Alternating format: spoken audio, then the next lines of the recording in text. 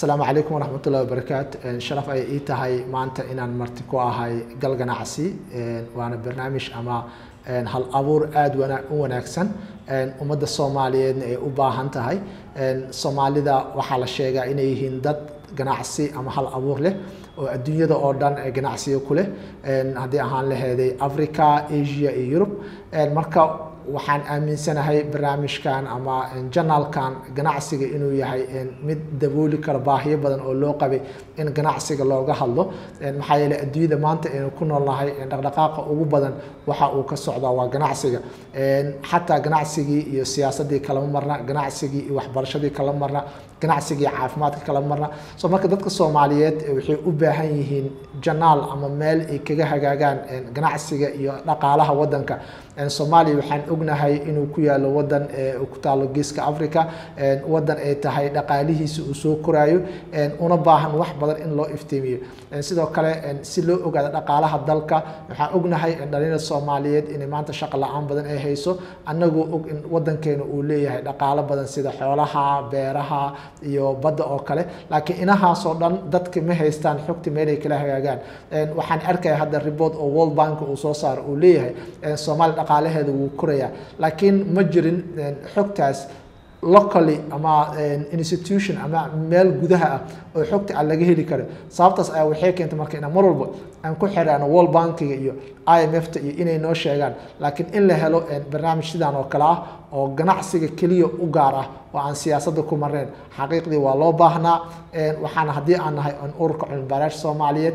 waa soo dhaweynaynaa waxaan ogaan karnaa qofku wuxuu ogaan karaa sida muhiimka u tahay ganacsiga aniga degree-gayga waa business masterkayga waa business PhD-da waa business soo marka 20 sano ee la soo dhaafay hadii ahaan leed waxbarasho hadii ahaan lahayd shaqo waxaan ku dhex jiray filligan ganacsiga taas marka waxaan ka dareemi karnaa sida ay muhiim u tahay inaan helno journal noo soo tabiyo heerarka adduunyada ganacsiga maanta uu marayo dabcan ganacsatada adduunyada maanta waxaan ognahay ninkii hadda xilka ka degay Trump wuxuu ahaa nin ganacsada ah in wadanka adduunyada maanta ugu awood badan la ayuu hadda madaxweyne ka noqday marka qofka ganacsiga ku jiro awoodiisa mid guud iyo mid gaar ah uu isticmaali karaa sidoo kale ummadda Soomaaliyeedna aad ay uga faa'iideysan karaan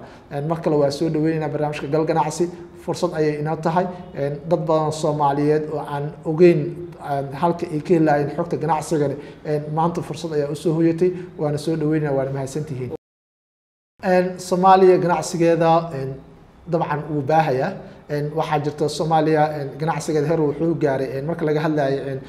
zoneska ama brand name-ka shirkadaha caalamka Soomaaliya waxa kaalin u soo gashay shirkadda Dahabshiil oo kale marka laga hadlayo African brand yaa shirkad oo Soomaali ma jirta oo branded adduunyada ka ah marka waxa dareemeynaa in heerkaas adduunyada aan ka gaarnay oo shirkadaha Soomaalida maanta caalamka ay kaga jiraan branded recognized oo laga aqoonsan yahay marka aad fiiriso Soomaaliya xiriir kala dhaxay China xiriir kala dhaxay Turkiga waxaan aqrinayaa reportka ugu dambeeyay ma aaminay Turkiga nearly $1 billion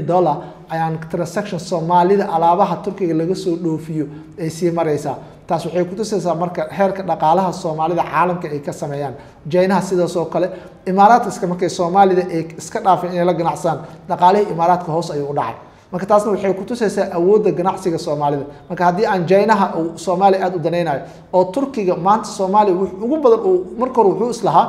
wadankan waxa ka gargaarta deeqda bini'aadanka laakiin Soomaaliya maanta waxay noqotay wadamada ugu badan oo Turkiga dhaqaalaha ka helo waxa in la xusuumo shirkadda Turkish Airways